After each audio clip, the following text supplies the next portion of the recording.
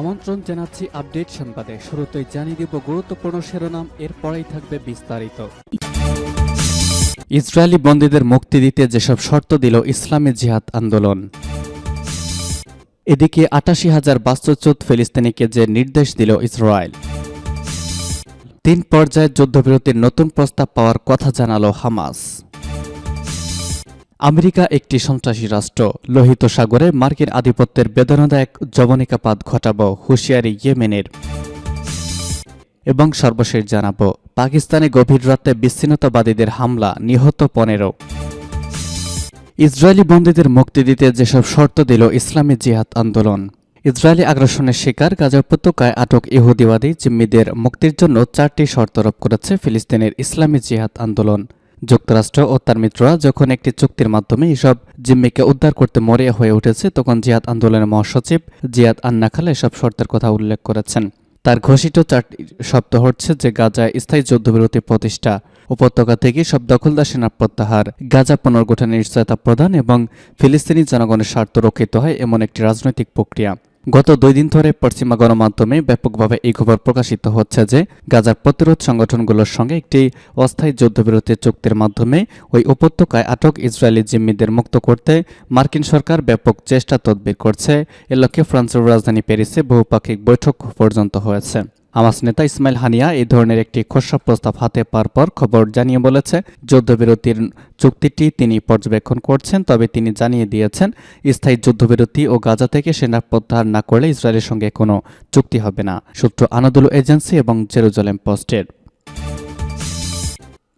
৮৮,০০০ বাস্তুচ্যুত ফিলিস্তিনিকে যে নির্দেশ দিল ইসরায়েল।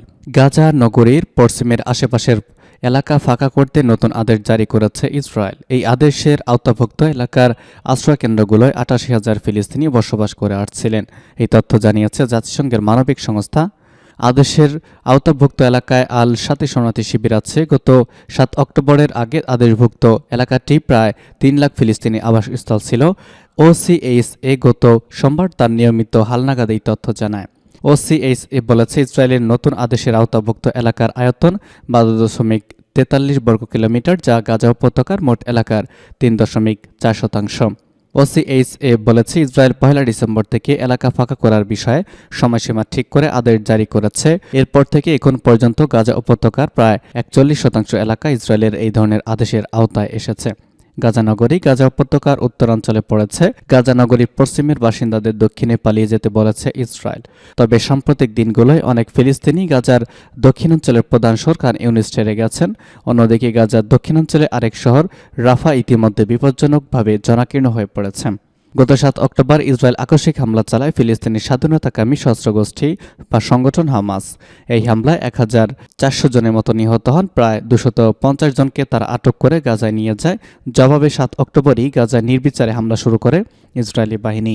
গাজার হামাস সরকারের স্বাস্থ্য মন্ত্রণালয় হিসাবে উপত্যকাটিতে ইসরায়েলের হামলায় এখনো পর্যন্ত ২৬,৭০০ জনের বেশি মানুষ নিহত হয়েছেন, যাদের বেশিরভাগই নারী এবং শিশু। ৩ পর্যায়ের যুদ্ধবিরতির নতুন প্রস্তাব পাওয়ার কথা জানালো হামাস। ফিলিস্তিনের গাজায় বন্দী ইসরায়েলি জিম্মিদের মুক্তি ও যুদ্ধবিরতির একটি নতুন প্রস্তাব পাওয়ার কথা জানিয়ে সেটি তারা মূল্যায়ন করে দেখছে বলে জানিয়েছে দেশটির স্বাধীনতাকামী গোষ্ঠী হামাস। প্রস্তাবটিতে ৩ পর্যায়ে এর যুদ্ধবিরতির কথা বলা হয়েছে বলে হামাসের এক জ্যেষ্ঠ নেতা জানিয়েছেন। গতকাল হামাস জানিয়েছে, যুদ্ধবিরতির জন্য দুপক্ষের মধ্যে মধ্যস্থতাকারীরা ইসরায়েলের সঙ্গে কথা বলার পর প্রস্তাব দিয়েছেন। নভেম্বরের শেষ দিকে সাময়িক যুদ্ধবিরতির পর থেকে এটিকেই এ পর্যন্ত নেওয়ার সবচেয়ে জোরালো শান্তি উদ্বেগ বলে মনে করা হচ্ছে। খবর রয়টার্সের। নাম প্রকাশ না করার শর্তে হামাসের এক জ্যেষ্ঠ নেতা জানিয়েছেন, নতুন প্রস্তাবটিতে ৩ পর্যায়ের যুদ্ধবিরতি অন্তর্ভুক্ত। এটি শুরু হওয়ার পর গাজা শাসনকারী ফিলিস্তিনি গোষ্ঠীটি ৭ অক্টোবর বন্দী করা জিম্মিদের মধ্যে প্রথমে অবশিষ্ট বেসামরিকদের মুক্তি দেবে, তারপর ইসরায়েলি সেনাদের আর চূড়ান্ত পর্যায়ে নিহত জিম্মির লাশ ফেরত দেবে। কিন্তু পর্যায়গুলো কতদিন স্থায়ী হবে বা চূড়ান্ত পর্বের এই পরিকল্পনা কি, এ নিয়ে কিছু জানাননি তিনি। নভেম্বরের সাময়িক যুদ্ধবিরতি ভেঙে পড়ার পর থেকেই প্রথম কোনো একটি প্রস্তাবের বিস্তারিত প্রকাশ হলো, যা উভয় পক্ষই বিবেচনা করে দেখছে। আমেরিকা একটি সন্ত্রাসী রাষ্ট্র, লোহিত সাগরে মার্কিন আধিপত্যের বেদনাদায়ক যবনিকাপাত ঘটাবো, হুঁশিয়ারি ইয়েমেনের। গাজা উপত্যকার ওপর ইহুদিবাদী ইসরায়েলের গণহত্যামূলক যুদ্ধের সমর্থনে মার্কিন ও ব্রিটিশ সরকার লোহিত সাগরকে সামরিকীকরণ করার যে চেষ্টা করছে তার বিরুদ্ধে হুঁশিয়ারি উচ্চারণ করেছে ইয়েমেন। দেশটির প্রতিরক্ষামন্ত্রী মেজর জেনারেল মোহাম্মদ নাসের আল আতিফি ওই হুঁশিয়ারি দিয়ে বলেছেন, তার দেশের সশস্ত্র বাহিনী লোহিত সাগরে মার্কিন আধিপত্যের বেদনাদায়ক জবানিকাবাদ ঘটাবে। গতকাল রাজধানী সানায় ইয়েমেনের শীর্ষস্থানীয় সেনা কমান্ডার ও প্রতিরক্ষা কর্মকর্তাদের এক গুরুত্বপূর্ণ বৈঠকে তিনি এ সতর্কবাণী উচ্চারণ করেন। মার্কিন ও ব্রিটিশ বাহিনী ইয়েমেনে বেশ কয়েকবার বিমান হামলা চালানোর পর দেশটির প্রতিরক্ষামন্ত্রী এই বক্তব্য দিলেন। গাজায় ইসরায়েলি গণহত্যার প্রতিবাদে ইয়েমেন লোহিত সাগরে ইসরায়েলের সঙ্গে সংশ্লিষ্ট জাহাজগুলোতে হামলা চালানোর যে সিদ্ধান্ত নিয়েছে তার জবাব দিতে ইঙ্গো মার্কিন বাহিনী সম্প্রতি ইয়েমেনে কয়েক দফা হামলা চালিয়েছে। জেনারেল আতিফি বলেন, ইয়েমেনের নেতৃত্ব, সরকার, জনগণ, সেনাবাহিনী ও ভূমানচিত্র এতটা শক্তিশালী যে আমেরিকা, ব্রিটেন ও ইহুদিবাদ ইসরায়েলের সমন্বয়ে গঠিত অপরাধী চক্র তার কোনো ক্ষতি করতে পারবে না। ইয়েমেনের প্রতিরক্ষামন্ত্রী বলেন, তার দেশের বিরুদ্ধে ইঙ্গো মার্কিন বাহিনীর আগ্রাসন ইয়েমেনের সার্বভৌমত্বের সুস্পষ্ট লঙ্ঘন, যা আঞ্চলিক নিরাপত্তা ও স্থিতিশীলতাকে বিপন্ন করছে। আন্তর্জাতিকভাবে নিষিদ্ধ আমেরিকার ক্ষেপণাস্ত্র ও বোমাকে ইয়েমেনের জনগণ ও সশস্ত্র বাহিনী ভয় পায় না বলে তিনি উল্লেখ করেন। আমেরিকাকে একটি সন্ত্রাসী রাষ্ট্র হিসেবে অভিহিত করে জেনারেল আতিফি বলেন, সন্ত্রাসী ও সন্ত্রাসবাদের সমর্থক এই দেশটি গাজা উপত্যকায় ইহুদিবাদ ইসরায়েলের ভয়াবহ গণহত্যায় পৃষ্ঠপোষকতা দিয়ে যাচ্ছে। গাজা উপত্যকায় ইসরায়েলি ভয়াবহ গণহত্যার জবাবে ইয়েমেনের হুতি যোদ্ধাদের সমর্থিত সরকার গত নভেম্বর মাস থেকে লোহিত সাগর, ইডেন উপসাগর ও বাব আল মান্দাব প্রণালীতে ইসরায়েলি মালিকানাধীন ও ইসরায়েলগামী জাহাজগুলোতে হামলা চালিয়ে যাচ্ছে। সম্প্রতি ইঙ্গো মার্কিন বাহিনী হুতিদের অবস্থানে বিমান হামলা চালানোর পর ইয়েমেনের সেনাবাহিনী হামলার লক্ষ্যবস্তু হিসেবে মার্কিন ও ব্রিটিশ যুদ্ধ জাহাজকেও অন্তর্ভুক্ত করেছে, সূত্র জানাচ্ছে পার্স টুডে। পাকিস্তানি সেনাবাহিনী জানিয়েছে সে দেশের বেলুচিস্তান প্রদেশে 5 সন্ত্রাসী নিহত হয়েছে। বার্তা সংস্থা ইরনা জানায়, বালুচিস্তান প্রদেশের প্রাদেশিক মুখপাত্র জান আচেক জাই বলেছেন, ওই প্রদেশে সন্ত্রাসী হামলা প্রতিহত করতে সেনাবাহিনী অভিযান চালায়। তাদের অভিযানে বালুচ বিচ্ছিন্নতাবাদীদের সাথে জড়িত অন্তত 5 জন সন্ত্রাসী নিহত হয়। বালুচিস্তান প্রদেশের মাস শহরে আজ ওই ঘটনা ঘটে। আচেক জাই আরও বলেন, সন্ত্রাসীরা মাস শহরের একটি পুলিশ স্টেশন, কারাগার এবং হাসপাতালে হামলা চালানোর পরিকল্পনা করছিল।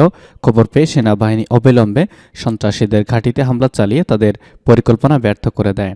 পাকিস্তানের নিরাপত্তা সূত্র আরও জানিয়েছে, ওই এলাকায় নিযুক্ত সেনারা বিচ্ছিন্নতাবাদী সন্ত্রাসীদের ওপর একযোগে হামলা চালাতে সক্ষম হয়। বালুচ বিচ্ছিন্নতাবাদী গোষ্ঠীগুলো পাকিস্তানের সন্ত্রাসী সংগঠনের তালিকায় রয়েছে। এই গোষ্ঠী অসংখ্য বিস্ফোরণ, সন্ত্রাসী হামলা এবং নিরাপত্তা বাহিনীর সদস্যদের হত্যার দায়িত্ব স্বীকার করেছে, সূত্র জানাচ্ছে পার্স টুডে।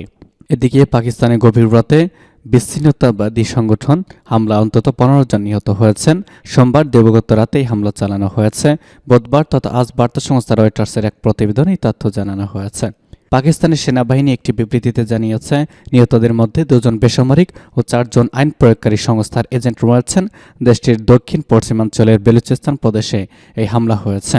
পাকিস্তানের আন্তঃবাহিনী জনসংযোগ পরিদপ্তর বা আইএসপিআর জানিয়েছে, প্রদেশের মাস ও কোলপুর কমপ্লেক্সে বিচ্ছিন্নতাবাদীরা এই হামলা চালায়। এতে করে অন্তত 15 জন নিহত হয়েছেন। তাদের মধ্যে 3 জন আত্মঘাতী বোমা হামলাকারী সহ 9 জন জঙ্গিও রয়েছেন। আইএসপিআর আরও জানিয়েছে, এই ঘটনার পর তাৎক্ষণিক সেখানে আইনশৃঙ্খলা বাহিনীর সদস্যদের মোতায়েন করা হয়েছে। তারা সেখানে অভিযান চালাচ্ছে। রয়টার্সের প্রতিবেদনে বলা হয়েছে, বেলুচিস্তান প্রদেশের কয়েকটি বিচ্ছিন্নতাবাদী গোষ্ঠীর অন্যতম প্রধান হল বেলুচ লিবারেশন আর্মি BLA। গোষ্ঠীটি এই হামলার ঘটনা দায় স্বীকার করেছে। সশস্ত্র এই গোষ্ঠীটির লক্ষ্য পার্বত্য ও খনিজ সমৃদ্ধ বেলুচিস্তানের জন্য স্বাধীনতা অর্জন করা।